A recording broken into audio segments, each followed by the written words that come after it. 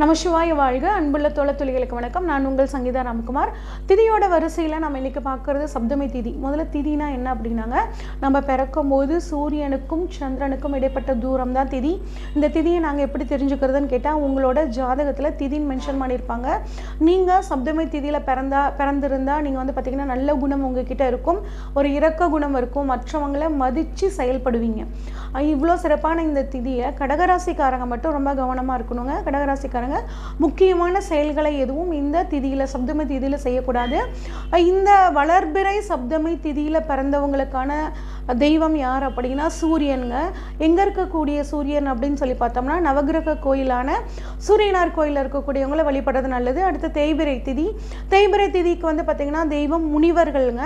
அடுத்து இதுக்கான கோயில் அப்படின்னு சொல்லி பார்த்தோம்னா திருக்கானூர் அப்படிங்கிற இடத்துல இருக்கக்கூடிய கரும்பீஸ்வரர் வழிபடுறது ரொம்ப நல்லதுங்க. நன்றி, வணக்கம்.